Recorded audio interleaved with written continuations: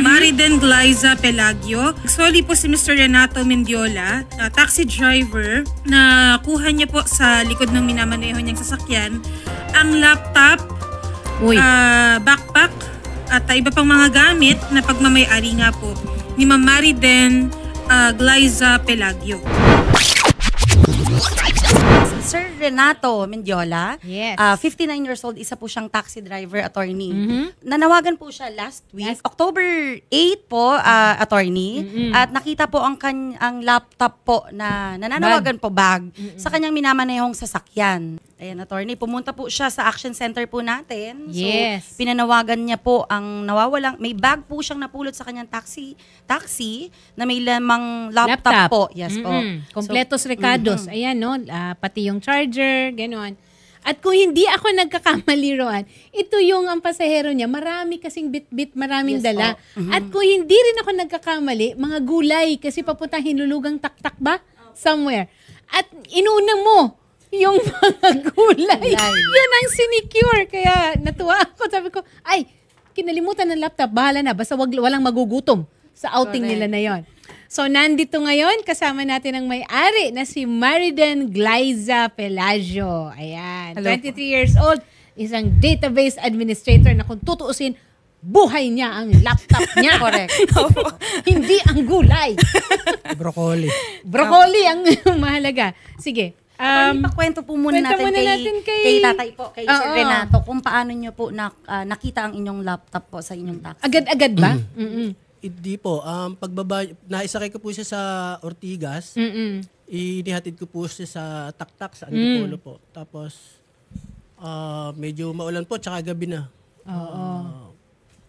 Bumaba po siya. Pag maniobra ko, wala na siya.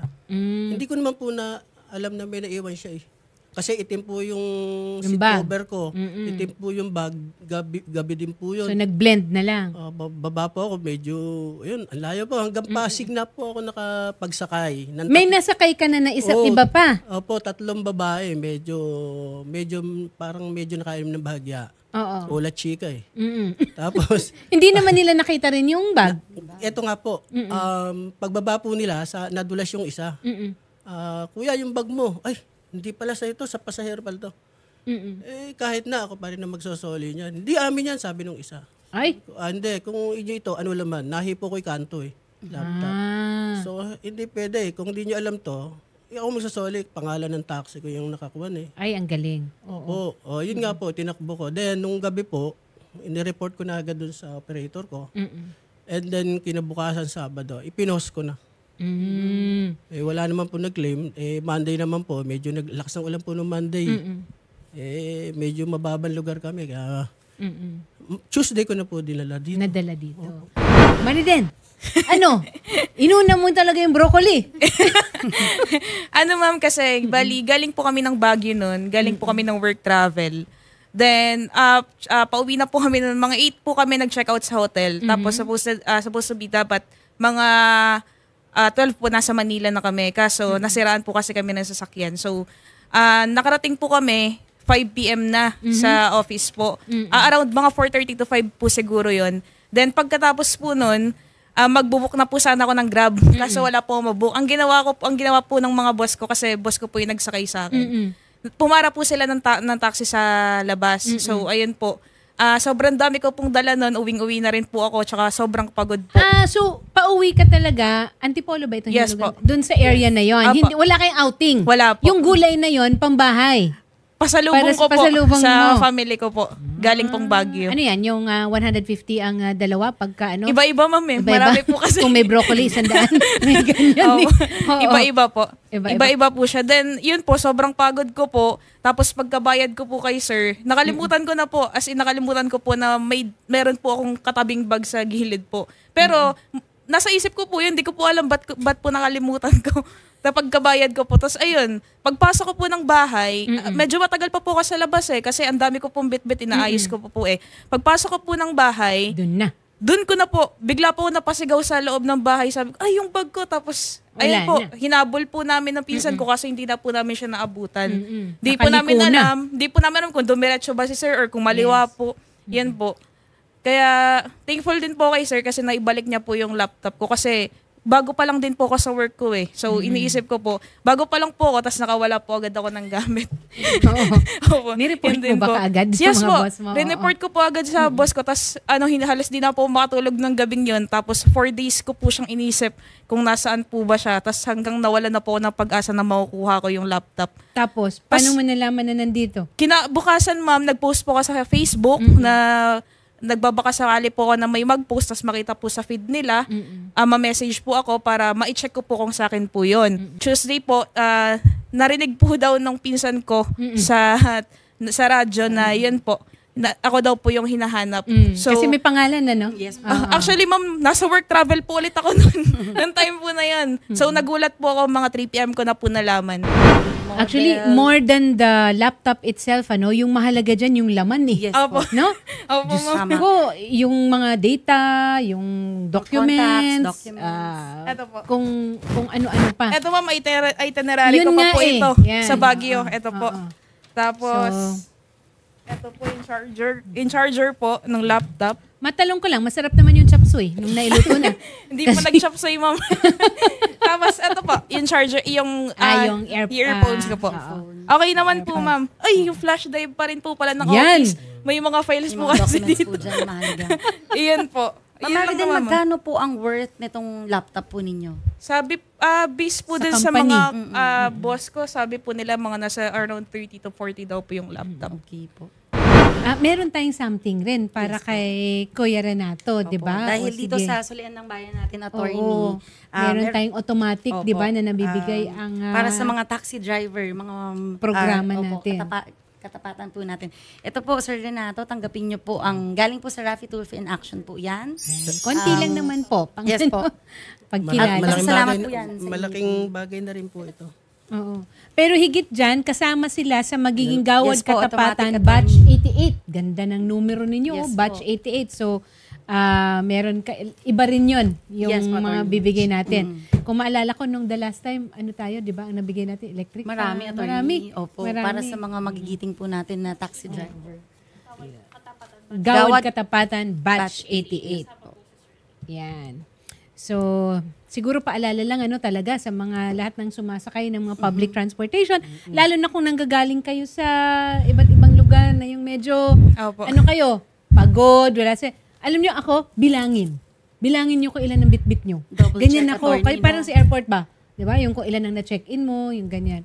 Kasi kung minsan talaga, katulad yung laptop, parang ang akala mo na isikbit, Opo. na iganon mo na eh. Tapos hindi pala. Double check, attorney, pagbaba ng sasakyan, transportation, i-check kung merong ano. Kasi hindi pare-parehas ang driver, hindi rin pare-parehas Totoo. ang pasahero. Oo. Kagaya Lalo ng- na tulad nung sa'yo, Sir Renato, may sumakay tapos parang akmang aangkinin, di ba? Kinikilabutan nga po ako dun eh. Kung hindi ko naagapan, Oo. kawawa naman. Oo. May ibibigay lang ako kay sir. Ito po. Ano po? Nako. Galing. Akala ko bibigyan ng gulay kanya. Wala nang Para sa apo ko to, para sa Oh, ayan. kay Clea at kay Amari. Ayan. Maraming salamat. Ayun, sir. Message niyo po, Ma'am Mariden, kay Sir Mensahe Renato. mo lang kay Ayun, Sir sir. Renato. Thank you po kasi sobrang halaga po nitong laptop sa akin. Lalo na yun, nabanggit ko po kanina, bago lang din po ako sa work. So, syempre po pinagkatiwala sa akin. So, kailangan pag-ingatan ko rin po talaga. Then, pwede po rin ba ako mag-thank you sa mga nag-share Sige po. Oo. Yun din po sa mga nag-share po ng post ko. Yung mga family, relatives. Maraming salamat po sa inyo. Malaking tulong po sa akin yun dahil ayun po, kayo po yung nagsabi sa akin kung nasan po yung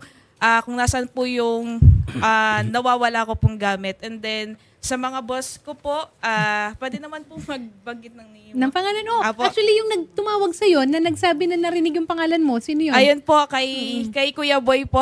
Thank you so much po sa inyo. And then, sa mga boss ko po, kay kay Dr. Inchong, kay Sir Newell, kay Sir Romel, and then kay Ma'am Meline, and then sa mga cowork ko po cowork ko po dyan sa ECCD Council, na wala pong sawang nagpapaalala sa akin na sana po na mabalik pa po sa akin yung laptop. Ayun. May mga Thank you so Angel much de la po. Guardia kayo. Apo. Thank you so much po sa inyo lahat. Maraming salamat Thank you po po, ulit. sir. At Ganda niyo po. mabuhay po kayo. Ganda niyo po para sa person. Ay, i-Gcash kita. I-Gcash kita. Oo. Binabati ko po yung misis ko. Ilan sila? Isa lang po. Okay, very good ka Tapat dyan. po ako eh. Sa mga Ano pangalan ng misis mo? silpa. Yan. Hi, Sil. Pero ako po rin nagpapasalamat sa kanya. Kasi kung di dahil sa kanya, hindi ako nakarating ng TV. Tsaka noon pa nga pala, ang Ikaw dalas din ko, po, sir eh. ang dalas, Dahil sa inyo. ang dalas ko pong kuhan eh. Ang dalas ko pong magsole. Kaya lang po, ginagawan ko po ng paraan. Oo, diretso na. Umupo. Eto. Oo. Lalo na kung merong hindi pala ito ang unang pagkakataon eh. Alam nyo ho, madali lang talaga isoli, lalo na kung merong address, may pangalan. Pero madalas rin kasi, yung katulad yung mga bag na ganyan, di ba? Wala naman dyan yung mga contact details natin. Buti na lang, meron ka itinerary Apo. Apo. yung pinanggalingan mo, kaya naisuksok doon. But normally, nandun yun sa shoulder bag, Apo. wallet, yung mga ganyan, di ba? Tsaka ma'am, nung kinagabihan po kasi nito, ang dami pong laman nito. Tapos naisipan ko, bago pa po kami mag-check out sa hotel, naisipan ko pong tanggalin lahat. Tapos iwan lang po yung laptop tsaka po yung charger. Oo, para hindi mabigat o ano? Opo, kasi may mga dala rin po ang bag doon. Kumbaga, linipat ko po. Tapos hindi ko po in-expect na mawawala po pala siya. Sobrang hahalaga rin po pala ng gamit na nandito po. Na nilagay ko. Oo. Mabait din siguro siya po. Kaya nabalik sa kanya yung niya. Totoo yan. Bless po siya. What goes around comes around. Yan. Pay it forward. Yan ang sinasabi ko pala. Kaya kung sa boss mo, medyo siguro po talagang pagod siya sa biyahe mula Baguio. Palagi kang on field work. siguro Parang ganon. pagod niya na. Starting nung po ma'am, September, last week ng September hanggang November po yung travel po namin. Okay. Database administrator.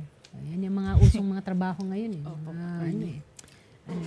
So maraming salamat po ulit kay Sir Renato Medjola at kay Mariden.